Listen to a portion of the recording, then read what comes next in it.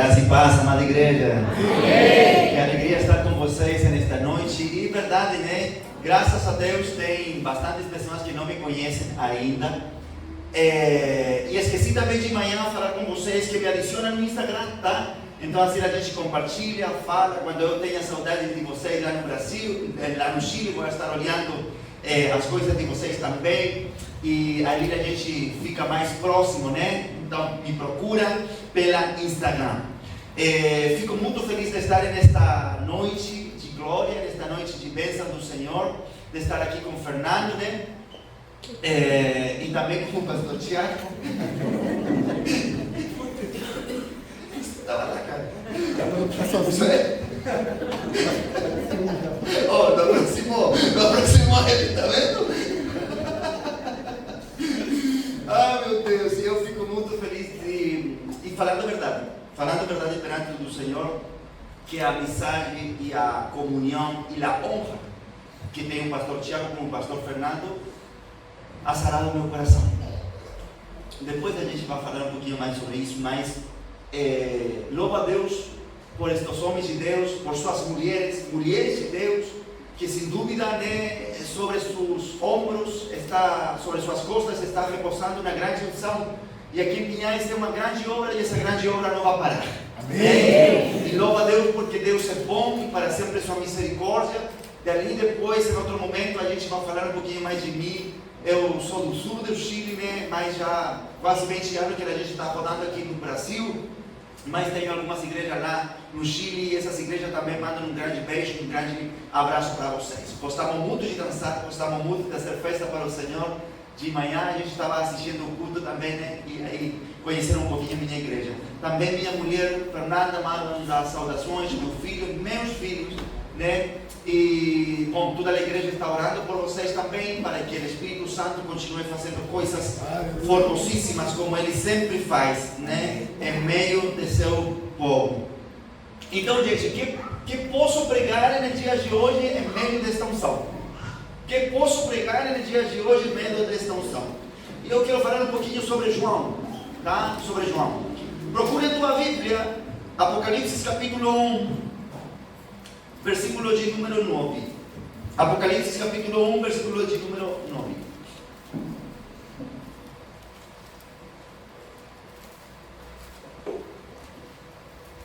Quantos conhecem Chile? Alguém conhece Chile? Somente um? 1, 2, 3. Somente 3 pessoas? Meu Deus, tem que ir para lá. Tem que ir para lá. Vocês recebem, sim? Recebem essa bênção? Então pega a tua passagem em nome do Senhor Jesus. Isso! Lá é direto do Brasil, a gente come feijão, tem o café Belita lá, a gente traduz todas as músicas de Brasil, está traduzida lá no espanhol, então lá é brasileiro mesmo. Segunda, terça, quarta culto de libertação, tem mar do coque, tem parede preta, tem tudo, cara.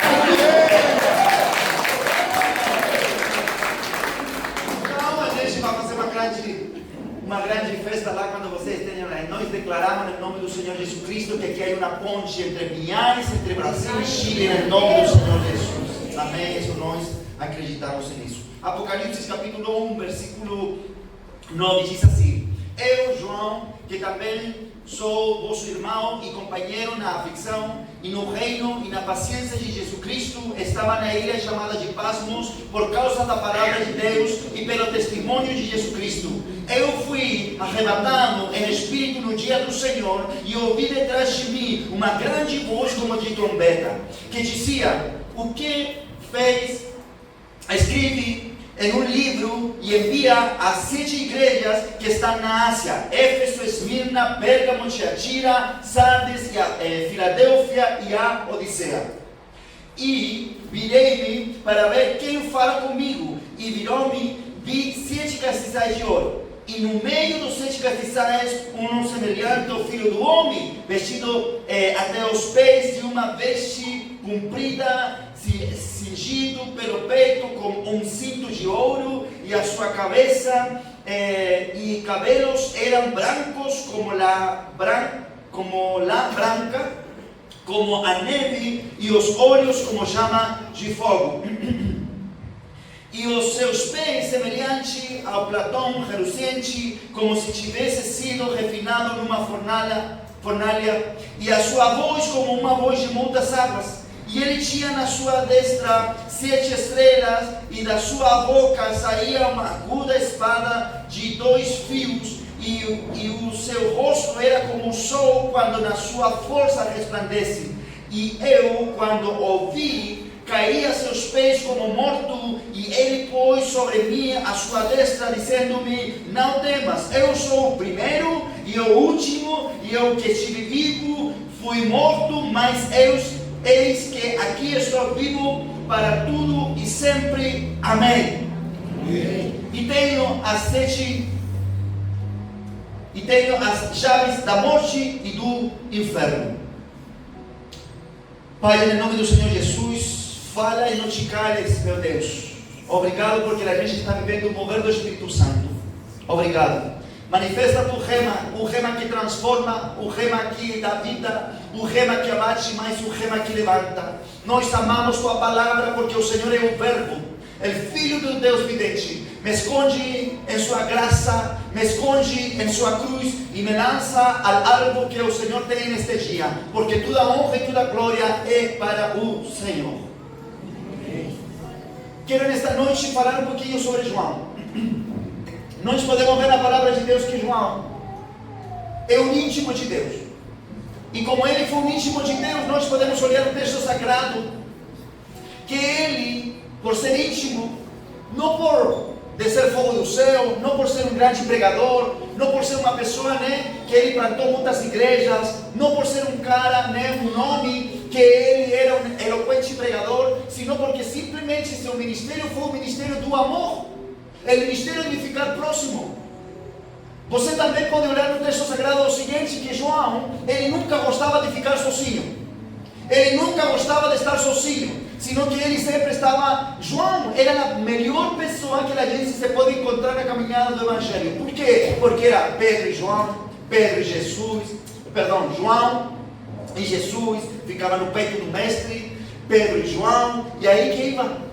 João sempre era aquele companheiro que estava perto das pessoas, que era muito fiel e que ele sempre estava puxando as pessoas para que o Espírito de Deus possa utilizar grandemente a seus amigos.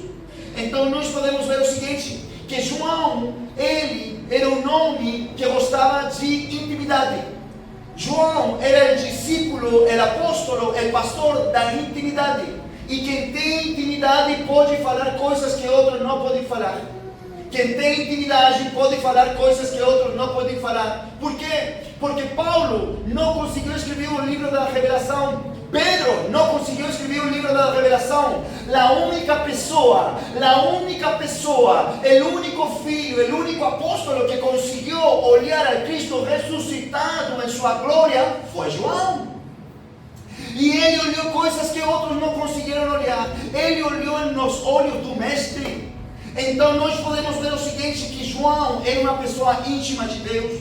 Nós podemos ver também o seguinte, que o livro de Apocalipse está dividido em 3 partes: passado, presente e futuro. João escreveu as coisas que ele estava olhando, as coisas que iam acontecer, as coisas que aconteceram e as coisas que iam a vir. A primeira parte do livro de Apocalipse fala sobre Cristo ressuscitado e glorificado, é dizer, como ele era nesse momento, como ele está agora. Segunda parte de Apocalipse, capítulo 2 e 3, fala de coisas muito grandes, da revelação de Deus para a sua igreja e as coisas que iam a vir. Você vai dando conta? Aquele que é íntimo pode falar coisas que outros não conseguem falar. Aquele que é íntimo pode olhar coisas que outros não conseguem olhar. E nesta noite o Espírito Santo nos está convocando para quê? Pode ser que chegou nesta noite você procurando um milagre, procurando a resposta do Senhor, procurando que sua ferida do seu coração seja sarada, procurando que seu filho doente possa ser sarado, mas tem uma resposta para todas aquelas coisas que você precisa e ainda mais. Sabe que coisa? Aquele que é íntimo de Deus e aquele que está na presença de Deus não é pegado por surpresa de nada. Todo o que a gente precisa é amar a presença do Espírito Santo, é amar a presença do Mestre ressuscitado. Nós podemos ver o seguinte na palavra de Deus e na igreja: muitos conhecem a Deus por suas mãos, porque sempre estão procurando aquilo que Cristo tem em suas mãos. Alguns procuram a Deus por seus pés, porque simplesmente precisam que Ele sempre vá e levante a pessoa. Mas nós vemos aqui na palavra de Deus que um íntimo não tão só está procurando o que Deus tem, senão um íntimo procura quem Ele é.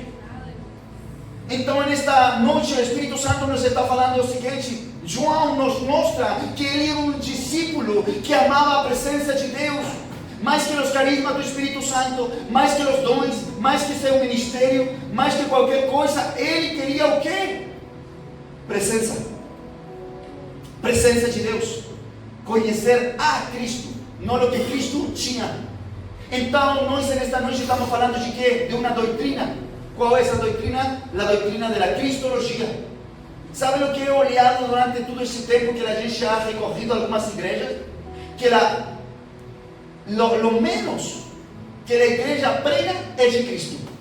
Se prega de João, se prega de Moisés, se prega de Abraão, se prega de Davi, se prega de tudo quanto personagem bíblico. Mas a igreja não conhece sistematicamente quem é Cristo. A igreja conhece, sobretudo a igreja brasileira. A igreja brasileira conhece de manifestação, de deixar fora de demônios, de campanha, de não sei o quê, de El Sabonete Ungido, de La Rosa de Saró. Conhece sobre expulsão de demônios, conhece sobre água bendita, conhece sobre subir um monte e ter uma revelação nova e um negócio assim, né? Conhece de amuleto, que se você pega aquele amuleto e compra daquele pastor que sai na TV, então esse amuleto vai abençoar a tua casa. Sabe o que o Espírito Santo nesta noite nos está falando? Odres novos não andam nesse oba-oba. Odres novos têm discípulo, porque os discípulos conhecem a Cristo ressuscitado, e o Cristo ressuscitado é manifestado nesta igreja. Aleluia! Quanto você conhece de Cristo? Quanto você conhece de Cristo? Olha a honra que tive João. João conheceu o Mestre quando ele estava começando o seu ministério. Ele também conheceu o Mestre quando ele estava ali na cruz do Calvário. Ele conheceu o Mestre também quando chegou o momento que foi levantado da sepultura, do túmulo. Mas também ele conheceu o Mestre quando ele foi glorificado. Muitas pessoas falam de Jesus Cristo quando ele estava na terra, mas o único que tive a oportunidade de falar de Jesus Cristo ressuscitado foi João. E olha que interessante, ele fala que escutou, ele estava ali, caiu, e quando escutou uma voz como de trompeta, uma voz de muitas almas. Ali que a gente tem que dar uma pequena palavra, tá? A voz de muitas almas, sabe? Lá no Chile tem uma cachoeira muito grande. E eu ia com alguns rapazes que eram amigos meus, e a gente estava caminhando e um cara ficou lá, aí onde está minha irmã, uma coisa assim, né? E ele começou a tirar uma foto. E esse cara começou a tirar foto e começou a falar para mim. E eu via somente sua boca que falava assim: não escuto. Então eu olhei assim, não escuto. Sabe por que não escutei? Porque a cachoeira tinha uma potência de som muito grande.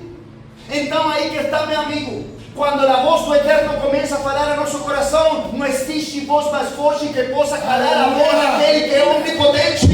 Quando a voz do Espírito Santo começa a falar em nossos corações, não existe outra voz. Porém, inspirado pela graça do Espírito Santo e pela palavra do Senhor Jesus, toda voz que está enrolando nosso coração, que está manipulando nosso coração e que está ferindo nosso coração, aquelas vozes começam a ser caladas em nome do Senhor Jesus Cristo.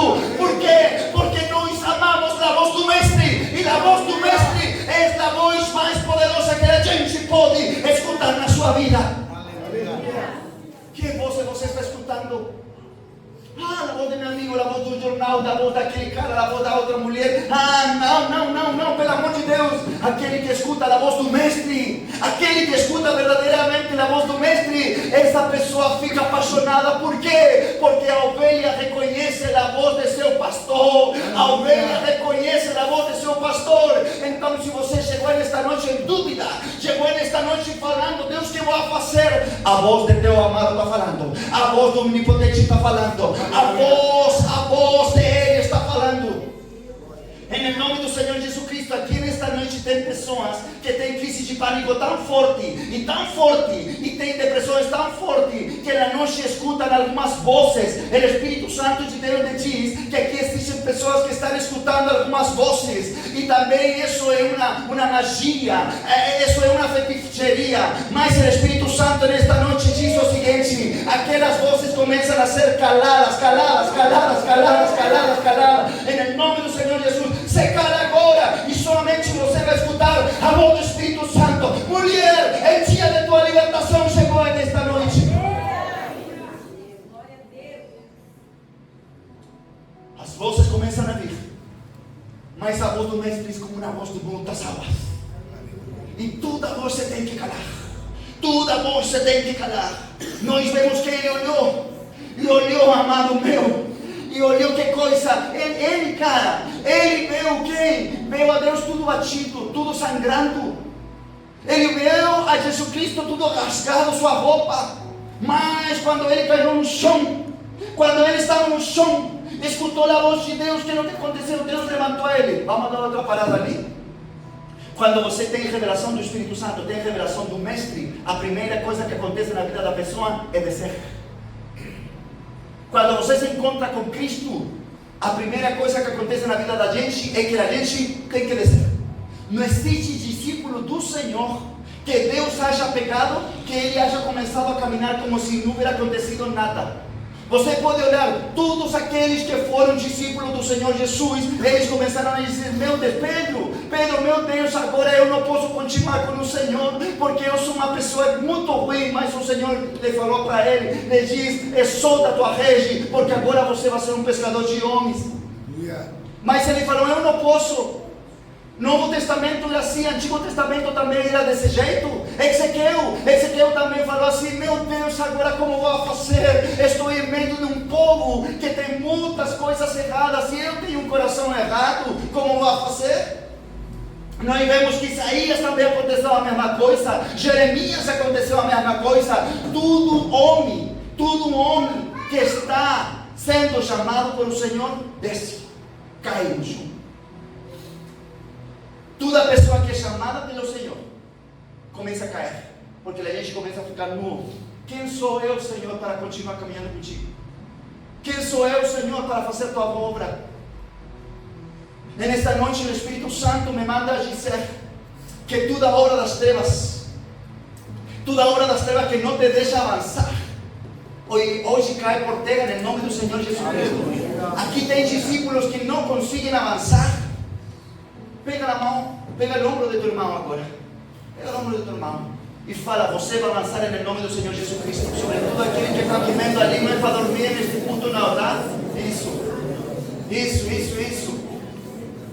Tá? Então, existem pessoas nesta noite que estão ali, estão com um pé dentro e um pé fora, que querem caminhar e dali começam a retroceder. Mas o Espírito está falando nesta noite, aquelas amarras, aquelas coisas. Tem muitos discípulos aqui nesta noite, me escuta, porque eu estou profetizando no Espírito. Existem muitos discípulos aqui nesta noite que querem avançar. Você é escutado a voz de Deus, mas não tem força para avançar. Hoje a voz do Mestre te pegou. Hoje a graça do Espírito Santo te pegou. Você não vai conseguir fugir daquele que é teu Deus e teu Pai.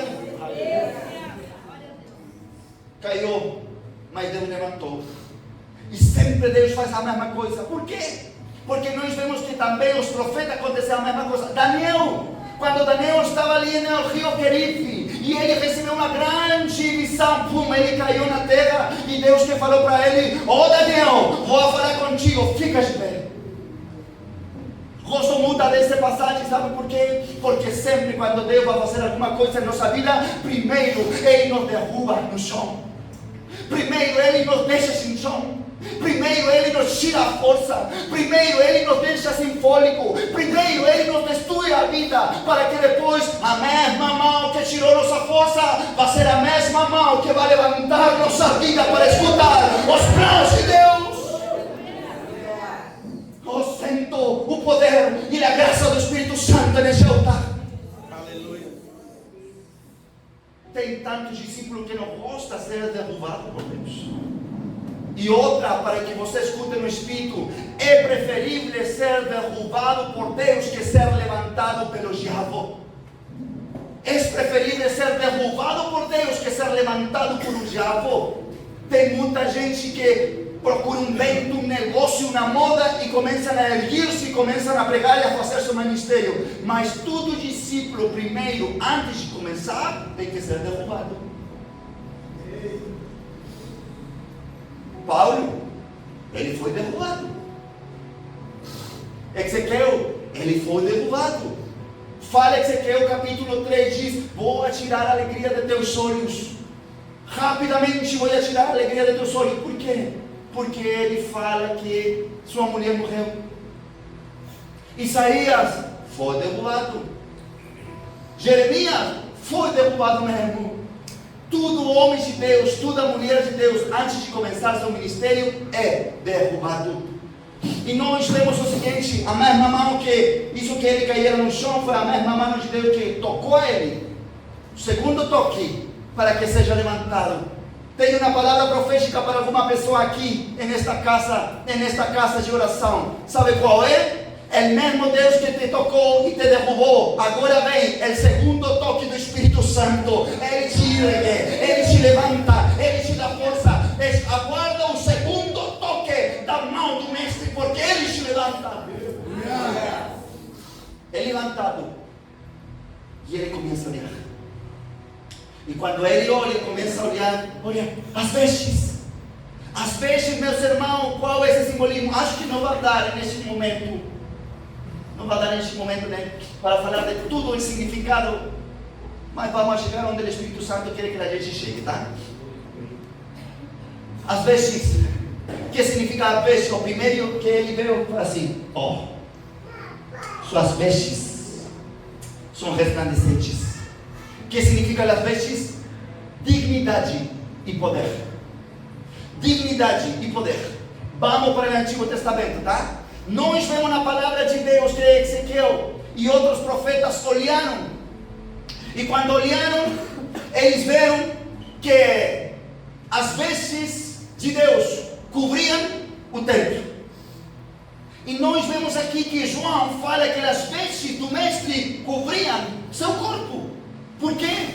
Porque nós vemos que, segundo a tradição hebraica, as vestes tinham que cobrir o corpo daquele que tinha uma dignidade.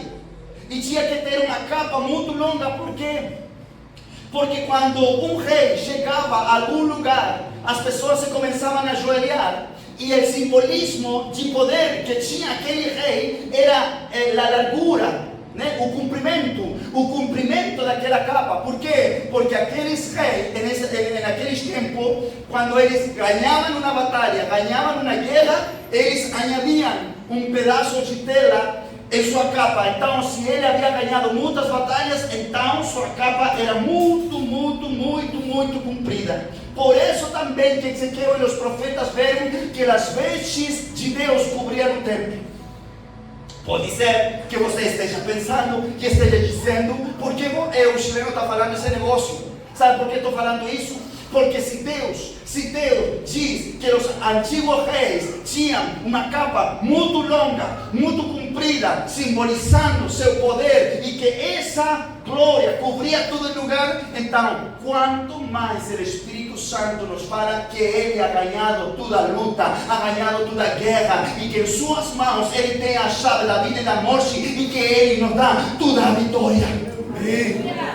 Suas vestes são longas. Sus cinturões de ouro fala de sacerdócio real. Sua cabeça é branca como a lana, santidade. Seus cabelos são brancos como a neve. Seus olhos são como chamas de fogo, obediência. Sua voz é como muitas águas. Ele tem todo o poder porque ele é o verbo. Ele fala, e quando ele fala, acontece tudo o que se tem que acontecer. Sua boca é uma espada afiada de dois gumes. Isso simboliza que ele é juiz e tem autoridade judicial para mandar e para fazer tudo o que ele quer estabelecer aqui na terra. E ele também, sua mão direita, tem as 7 estrelas, simbolizando que ele é o pastor de las 7 lugares ou as 7 igrejas. Todo isto aconteceu onde? Na ilha do Patmos. Todo isto aconteceu onde? Na ilha do Patmos. A ilha do Patmos estava no mar Egeu, e nós podemos ver que era uma ilha muito pequenininha. Uma ilha muito pequenininha, que tinha somente uma largura de 16 quilômetros. E em meio daquela soledade, ele terminou sua vida e ele manifestou uma coronação da revelação de Cristo em meio daquela ilha de Patmos. A ilha de Patmos, que significa cadeia. A ilha de Patmos, que significa soledade. A ilha de Patmos, que significa castigo. A ilha de Patmos, que significa dor. A ilha de Patmos, que significa não ter saída. Estava rejeitado e estava preso ali, naquela ilha. Mas esse cenário de dor, de tristeza, de luto, de juízo para ele, foi o melhor cenário para que a glória de Deus descera sobre esse homem e pudiera conseguir ter uma revelação de Cristo como nenhuma outra pessoa. Sabe o que o Espírito Santo nos está falando nesta noite? Que existem momentos em nossas vidas, nossas ilhas de Patmos, onde a gente olha e diz: mas ele está sozinho, dali não vai sair nada não, Deus vai revelar-se na minha vida. Mas ele está ali, em uma ilha de Patmos, não tem ninguém para falar com ele, sozinho não, posso falar com quem? Com o Espírito Santo do Senhor.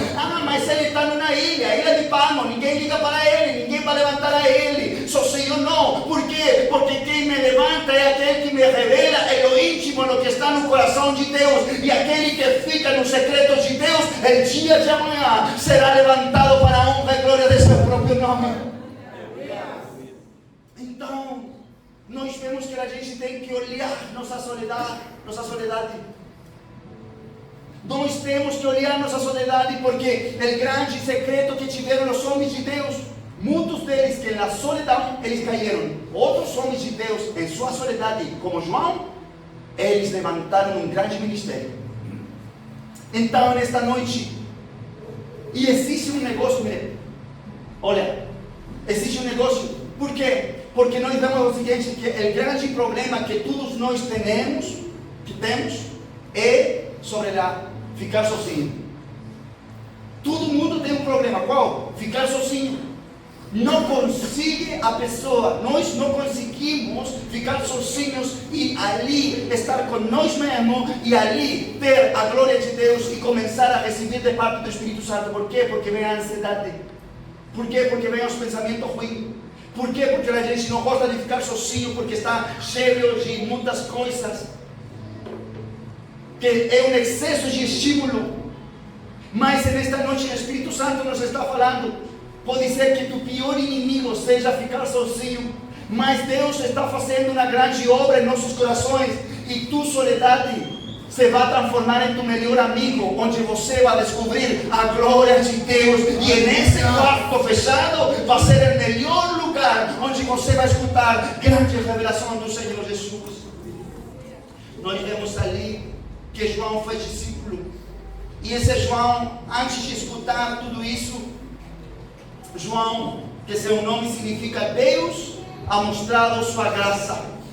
Deus ha mostrado sua graça. Nós podemos ver que ele tinha um caráter muito chato. Levanta as mãos aqueles que têm um caráter chato. Não levanta a mão. Porque eles eram conhecidos como os filhos do trovão, né? Eram 3, mas eram terríveis. E nós podemos ver ali o seguinte. Nós podemos ver na palavra de Deus que ele tinha um caráter muito forte, era possessivo, era ciumento, era uma pessoa que tinha um caráter que somente ele queria pegar. Mas que é o que aconteceu? Que quando ele chegou perante do Senhor, ele soltou tudo, largou tudo. E aí que está a observação ao texto sagrado. Como nós evidenciamos um verdadeiro chamado? Um verdadeiro chamado se evidencia não por aquilo que ele vai ganhar, sino por aquilo que ele vai renunciar. Um verdadeiro chamado, um verdadeiro discípulo, se reconhece por não o que ele ganha, sino reconhece por lo que ele perde e por lo que ele está disposto a perder na caminhada com Jesus Cristo. Vou falar um negócio, já que vocês falam que me amam tanto, falam que me querem, e que eu sou aqui, e que o chileno é legal, e tal quanto. Existe neste tempo um negócio que entra em nossa cabeça como pastores tão complicado e tão forte. Sabe por quê? Porque a gente fica nervoso e ansioso e com um peso muito grande, porque inconscientemente o povo, o que começa a fazer? O povo começa a exigir o quê? Comodidade. O povo começa a exigir comodidade. Se não tem ar-condicionado, eu não vou. Se não tem aquecedor, eu não vou. Se não está perto da minha casa, eu não vou. Se não tem vaga para mim, eu não vou. Se a pessoa me manda limpar o chão, então eu não vou. Se a pessoa não tem um setor de crianças e tudo legal, eu não vou. Então, meu irmão, a palavra do Senhor nesta noite nos está falando o seguinte: a igreja é lugar de comunhão com Deus. A igreja nunca ha sido um shopping. A igreja é lugar de altar, de renúncia e entregar oferta. A igreja nunca ha sido um shopping. Pelo amor de Deus, Deus não está procurando pessoas que gostem de entrar e sair de um shopping.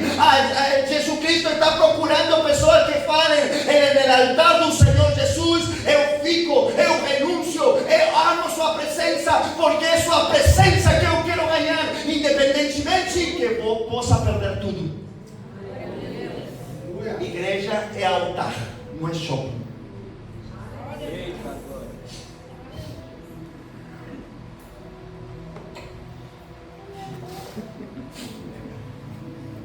Nós vemos que João, ele perdeu tudo, soltou tudo, começou a soltar tudo. Nós vemos aqui na palavra de Deus que ele, independente da cercania que tinha com seu mestre, mostrou que ele era uma pessoa que queria caminhar com Jesus Cristo e queria ser moldeado à imagem dele. Nós vemos algo muito especial também. Nós vemos na palavra de Deus, pulando muita coisa, que depois de ser discípulo, ele se torna o quê? Se torna pastor. E ele escreveu 3 cartas. Qual? João 1, João 2 e João 3. Muito bem. O Evangelho de João, nenhuma das 3 cartas atribuídas a João lo nombran diretamente. Primeira de João é uma de los tratados doctrinais desta carta que fala sobre o Evangelho. E que é o que quero dizer acá? Que o Evangelho de João, e João 1, João 2 e João 3 tem a mesma coerência teológica. O Evangelho de João, primeira de João, segunda de João e terceira de João tem a mesma coerência teológica. Qual? Cristo e a sã doutrina. Então, nós vemos algo muito interessante que a gente tem que olhar, sobretudo brasileiro. Sabe que coisa é? Que durante a trajetória a gente tem que ter coerência teológica. O que quer dizer isso? Se eu conhecer a Cristo ressuscitado, que Ele me amou, que Ele salva, que Ele sara e que Ele vem, então por que eu tenho que ir para a macumba? Se eu comecei conhecendo que Jesus Cristo é o Senhor e que sua sangue é poderosa, então por que tenho que ir a um centro de candomblé, ou ter um amuleto, ou ter outra coisa em minha casa? Então, se eu conheço que Jesus Cristo é tudo poderoso, por que eu tenho que ligar na TV aqueles mestres que falam coisas doidas que somente querem tirar o dinheiro do povo? Sabe o que o Espírito está falando para esta igreja nesta noite? É que vocês vão ser discípulos que vão ter uma coerência teológica. Não vão estar pulando de moda em moda. Não. Por quê? Porque a revelação de Cristo é revelação da palavra de Deus. Gente, nós como pregadores itinerantes vamos no lugar, e quando vamos no lugar, cara, a gente é parede preta e vai com esse negócio. Vai outro ano e o cara mudou tudo um negócio, e ali começa a falar da mesossala, usar um negócio aqui na cabeça, já não sabe se é brasileiro, se é hebreu, se não sabe de nada. Porque não tem coerência teológica. Porque vão de cada vento de doutrina. E sabe o que acontece com isso?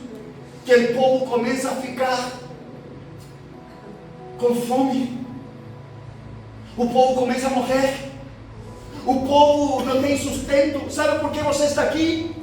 Não porque aqui tem um bom som, não porque aqui tem as melhores vagas de estacionamento, não porque aqui é o melhor lugar ou a melhor igreja. Sei que aqui no Brasil tem recintos, tem prédios de igreja, meu Deus, que parece de shopping. Glória a Deus por isso.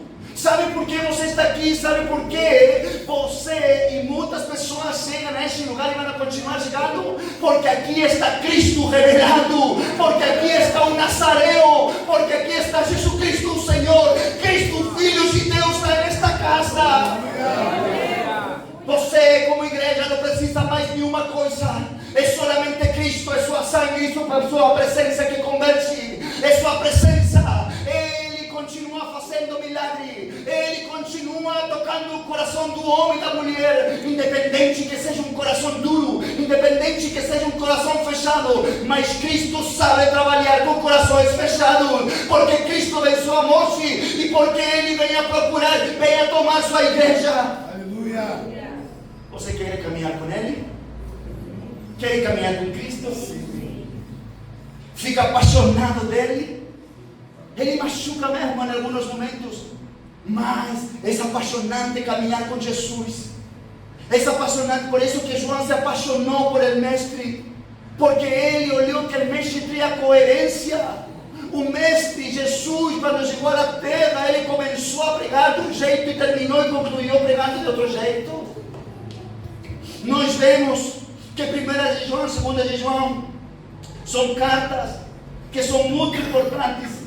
E olha que interessante, nós podemos ver João, outra coisa muito interessante, 2 de João e 3 de João, ele se identifica simplesmente como ele é ancião. Ele não fala, eu sou João,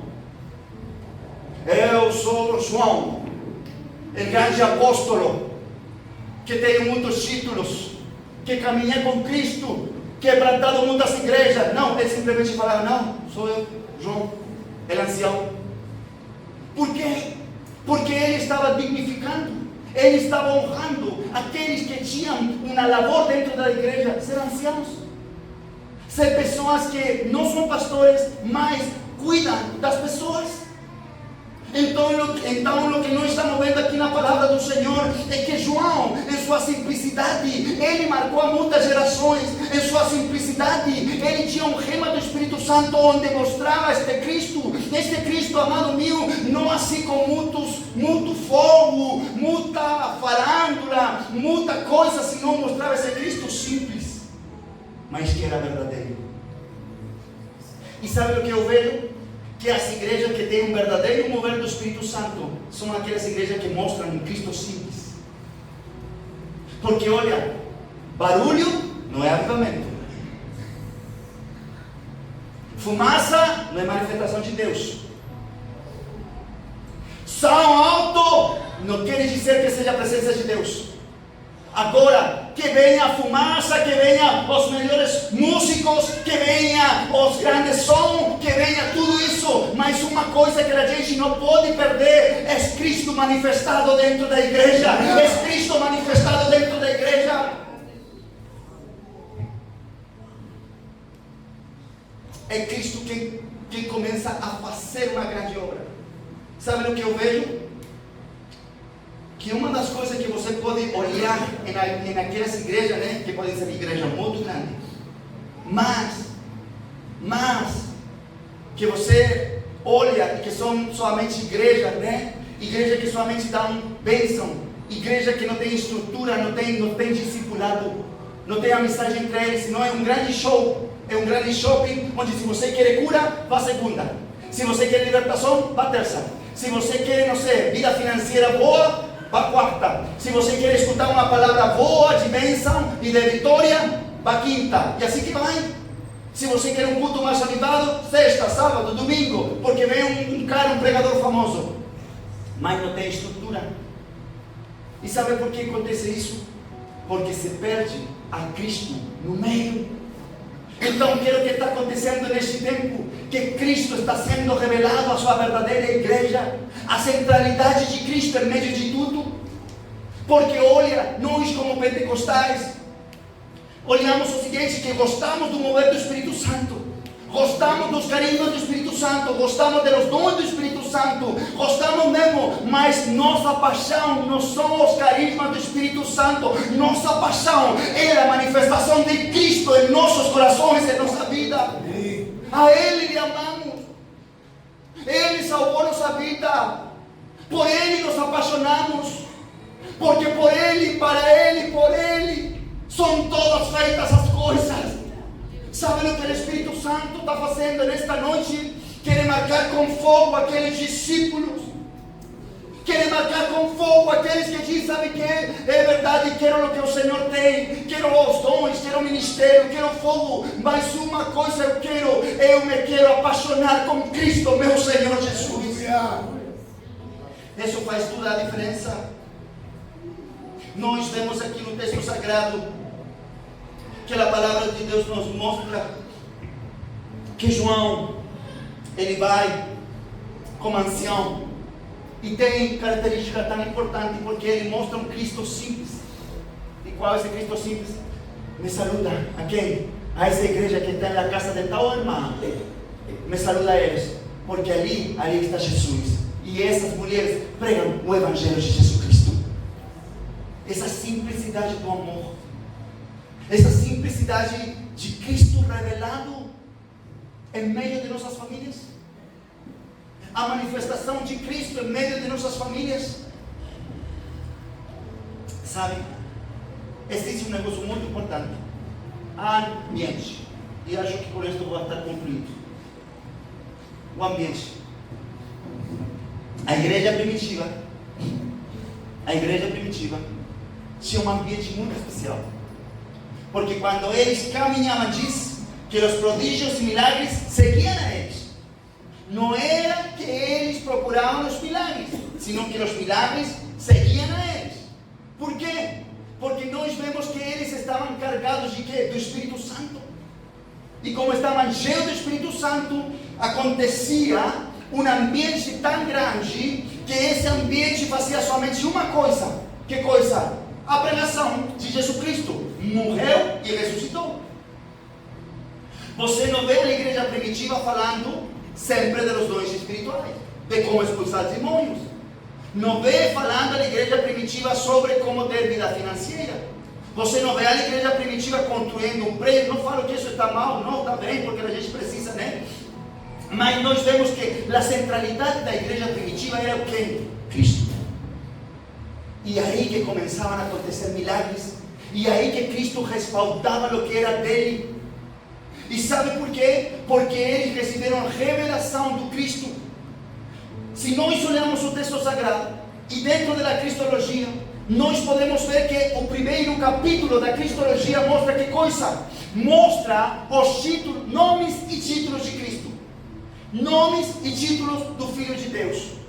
Desde Gênesis até Apocalipse. Sabe quantos nomes e títulos tem o Filho de Deus na palavra? Sabe alguém? Tem 21 nomes.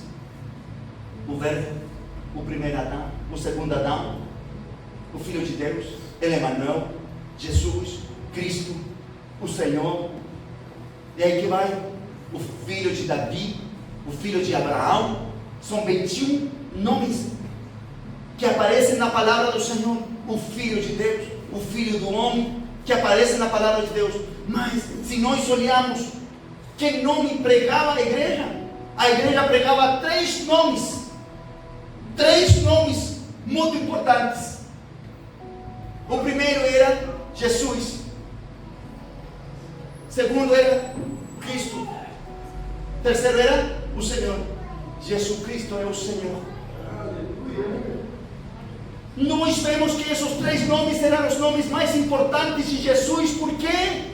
Porque quando o crente vai a falar sobre Jesus, o crente vai receber a Jesus Cristo como seu Senhor e Salvador, que é o que significa isso. Ele não tinha que falar, eu me converto ou eu recebo o Verbo.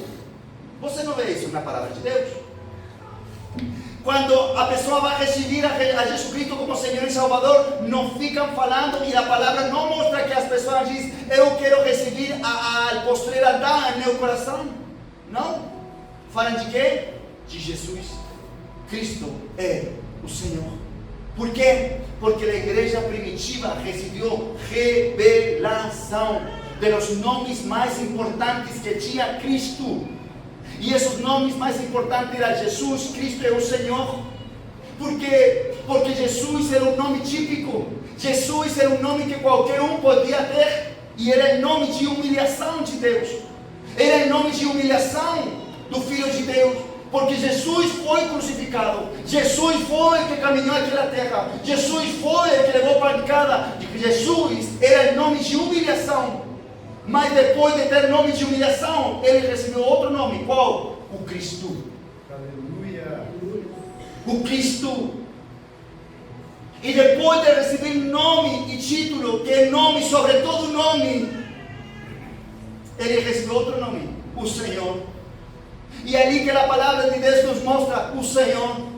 Para nós, português, espanhol, falar para alguém que é o Senhor é uma coisa simples e comum. Mas se nós começarmos a ler o texto sagrado e nós vemos ali, meus queridos, quando os comentários bíblicos nos mostram o que significava Senhor, Senhor tem uma profundeza muito grande. Por quê? Porque Senhor significava em grego Kyrios. E el Kyrios, hermanos amados, era que el César era el Kyrios. E que eles falavam o seguinte: quando entra o Kyrios é o Senhor. Porque quando nós vemos no livro de Apocalipse que eles levavam pancada e eles eram queimados e eram torturados porque os romanos chegavam e falavam para os cristãos: não, o Kyrios é o Senhor, o César é o Senhor. Mas os cristãos corajosos falavam: não, não é não, Cristo é o Senhor, Cristo é o Senhor, Cristo é o Senhor. Por quê?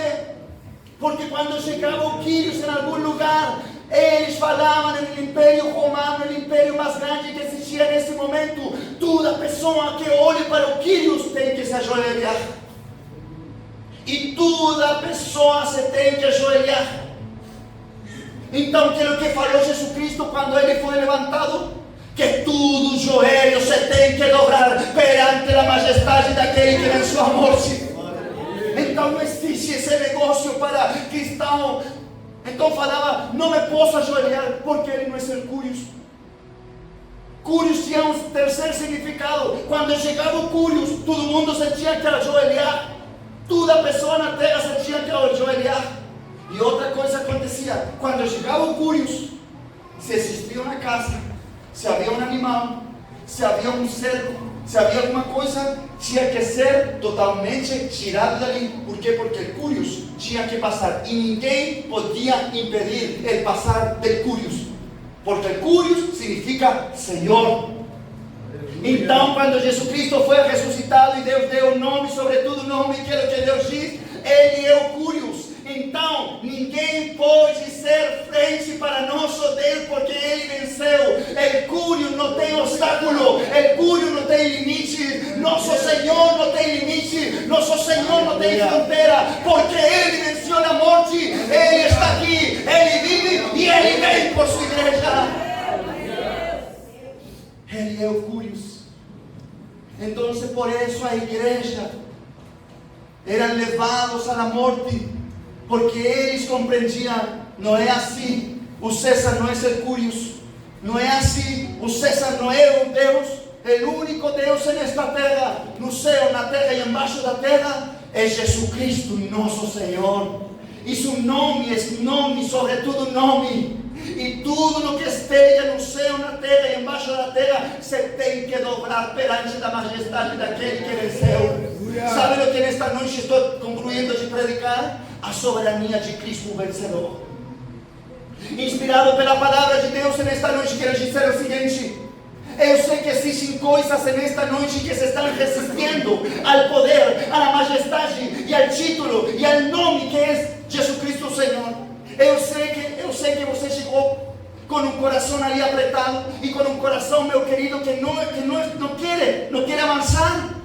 Existem lutas, incluso demônios que se estão resistindo e não querem sair, não querem ir embora e estão oprimindo tua mente e teu coração. Mas sabe o que o Espírito Santo está falando? Esta igreja está embaixo do nome que é sobre todo nome. Jesus Cristo é o Senhor, Jesus Cristo é o Senhor, Jesus Cristo é o Senhor.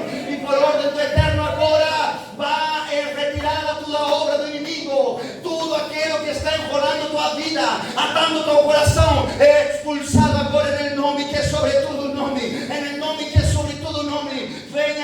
libertação nesta noite.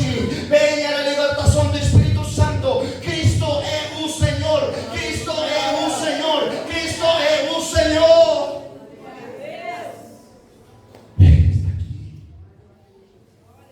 Ele está aqui.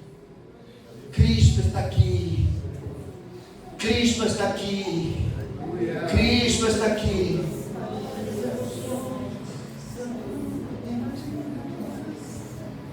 Cristo está aqui. Cristo está aqui. Cristo está aqui. Cristo está aqui. Cristo está aqui. Cristo está aqui. O Curious está aqui. O Curious está aqui. O Curious está aqui. Eu sei que tem bicho. Eu sei que tem macumbeiro. Eu sei que tem feitiçaria. Eu sei que tem pensamento maligno. Mas Cristo está aqui. Cristo está aqui. Cristo está aqui. Cristo está aqui. Cristo está aqui. Cristo está aqui.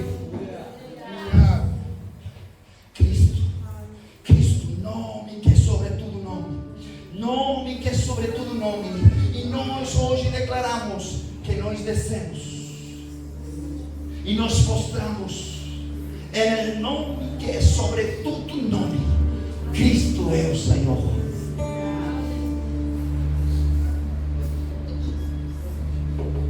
Sinto a graça de Deus, mas sinto também uma peleja muito grande espiritual. Mas a gente venceu porque Cristo venceu na cruz do Calvário. Oh, Santo Deus! Segura aí um pouquinho. Esse trecho desse louvor. Quantos nesta noite se querem levantar, mas se querem levantar falando para o céu e para o inferno? Eu sou discípulo de Cristo e me apaixono por Ele. E quero que o Espírito Santo de Deus me enche para que o caráter de Cristo seja manifestado na minha vida. Se alguém nesta noite quer caminhar e ser um discípulo daquele Curious que eu estive pregando, pode ficar de pé e declarar que Ele é formoso, Ele é maravilhoso, Ele é grande, Ele venceu, Ele tem olhos como chamas de fogo.